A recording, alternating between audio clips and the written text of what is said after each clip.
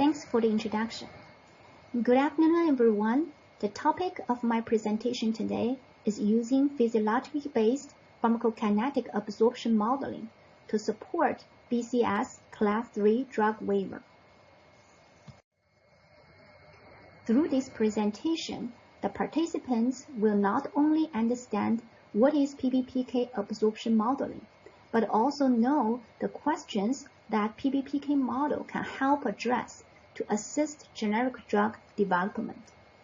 In addition, the participants can also learn the strategies of PBPK model development and how to conduct virtual bioequivalence simulations for the potential use of PBPK modeling to support BCS Class 3 biowaiver. This slide shows the general strategy of the establishment and application of PBPK absorption modeling. As can be seen from the schematic figure, the model inputs include API-dependent parameters, formulation-dependent parameters, and physiological parameters.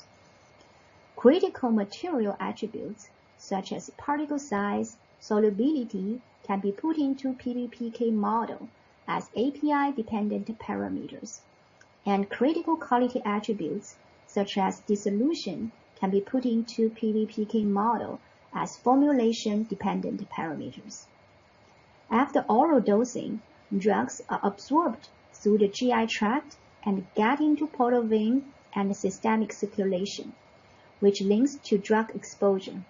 In such a way, using the established and verified PBPK model, the effect of CQA changes on in vivo performance can be predicted through virtual BE simulations and then to set clinically relevant specifications or to support BE evaluation. This slide shows the regulatory questions that PBPK absorption model can answer in generic drug development. They're all related to BE assessment, including setting dissolution safe space, evaluating the impact of changes in critical quality attributes, assessing the risk of formulation mechanism change, etc. The PBPK absorption modeling can also be used to predict PBI, DDI potential and GI local concentration, support BE assessment in specific populations, and the waiver of in vivo studies, which is the main application that we are going to talk about today. There are two main general guidances for BA/BE waivers based on BCS. One is the guidance for waiver of in vivo BA/BE studies for IR solid oral dosage forms based on BCS, which was issued in December 2017. The other one is ICH M9 guideline for BCS-based biowaivers, which was endorsed in June 2018. Both guidelines describe that for BCS Class 3 drug products, biowaiver should be supported by high solubility of the drug substance, rapidly dissolving of the drug product, and the test product formulation is qualitatively the same and quantitatively very similar.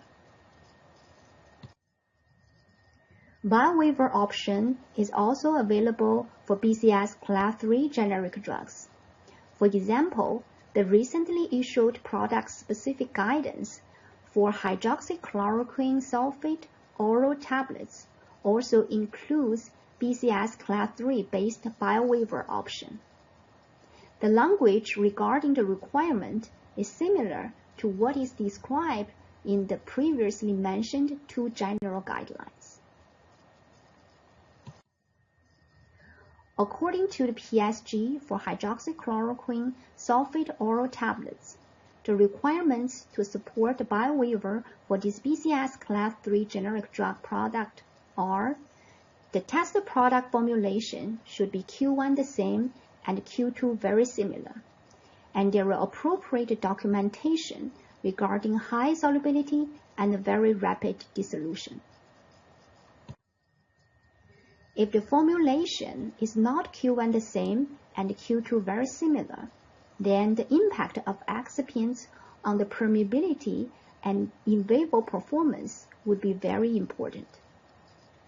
To fill this knowledge gap, OGD has funded a contract, namely expanding BCS Class 3 waivers for generic drugs to non-Q1, Q2, to assess the impact of excipients on the dissolution and the permeation of BCS Class 3 model drugs in solid oral dosage forms. The research results could increase the confidence of using varying amounts of excipients. In addition, to investigate the impact of excipients on the in vivo performance of BCS Class 3 drugs, PBPK modeling may potentially be used as an alternative B approach and to support Biowaiver of non-Q1, Q2 BCS Class 3 generic drugs. This figure shows the general PBPK modeling procedure in ANDA submissions. Generally, the model input include in vitro data, for example, dissolution of both test formulation and reference formulation, as well as available clinical dataset. Then use IV and oral in vivo data to estimate disposition and absorption parameters. After verification, validation of the model, sensitivity analysis could be conducted to identify the key factors that impact the in vivo performance. The model can then be used to predict in vivo PK of different batches. Virtual BE simulations can also be conducted to set dissolution safe space or to simulate BE trials between reference and test product. In the next couple of slides, I will use two cases to show you the strategy of developing PBPK model for BCS Class 3 drugs. This is a case example for establishing PBPK model for putative BCS Class 3 drug, Sexagliptin, and predict the impact of acid-reducing agents on its in vivo exposure. This is the flowchart of Sexagliptin PBPK model development and verification process. Model building process is similar like what I described before. For model verification, apart from the dataset that was used for model building, we also used several additional in vivo studies with or without food to verify the model. For model application, we increased the gastric pH from 1.2 to 6 and simulate PK of Sexagliptin to predict the effect of acid-reducing agents. For Sexagliptin PBPK model, it's worth to mention that we optimized permeability and inter-system extrapolation factor, then improved the prediction performance of the base model. As shown in the figure on the right side, we were able to capture the observed plasma concentration well. We also conducted sensitivity analysis on absorption-related parameters.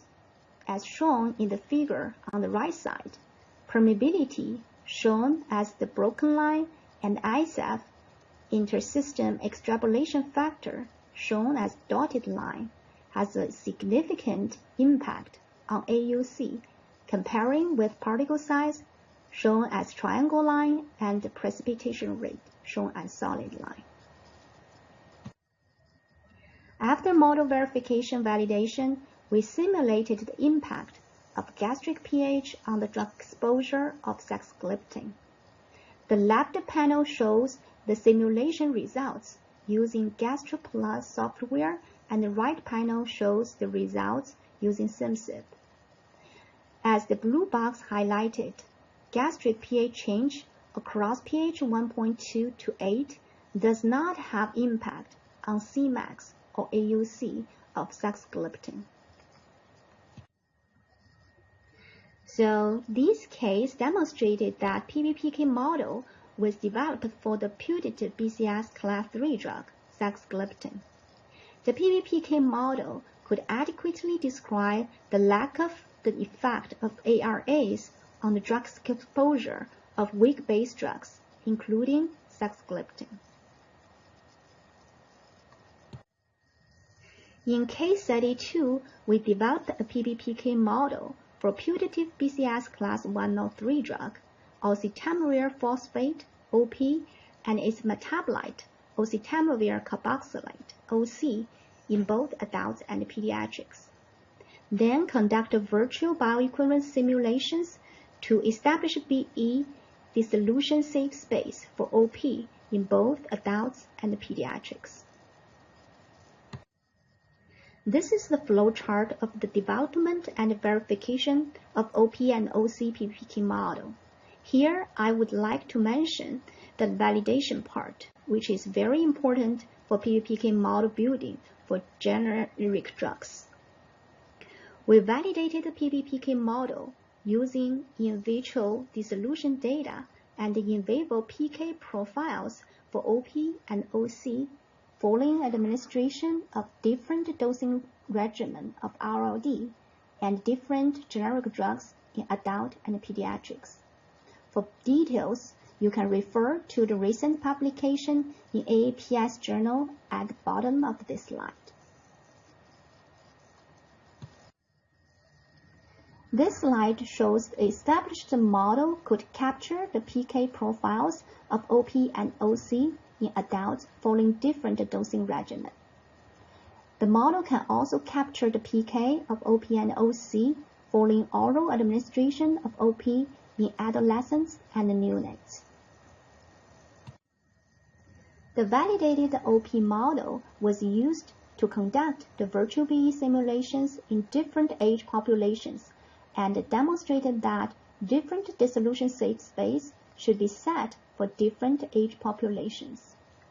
For example, Figure A shows that in adults, to maintain BE, test product with 10% lower dissolution profile could maintain BE with the reference product.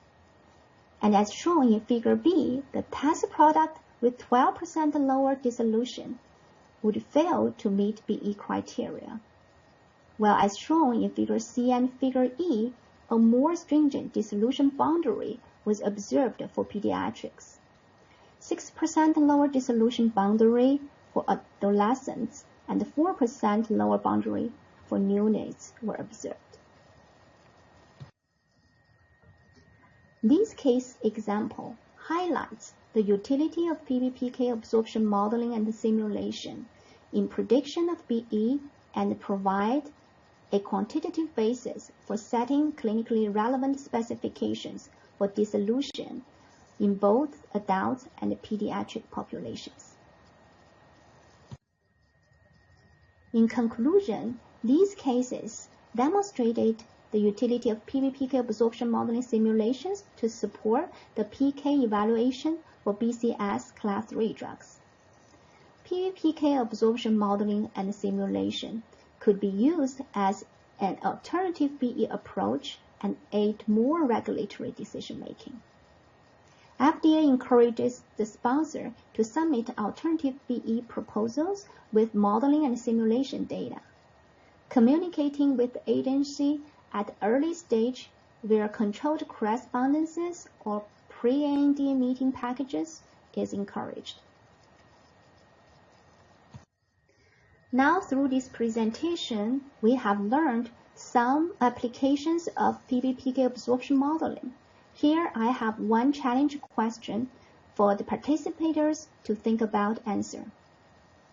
PBPK absorption modeling can be used for A. Predicting the impact of gastric pH on the pharmacokinetics of weak-based drugs. B. Serving as alternative BE approach for waiving the in vivo BE studies. C. Setting bioequivalence dissolution safe space for special populations. D, all of the above.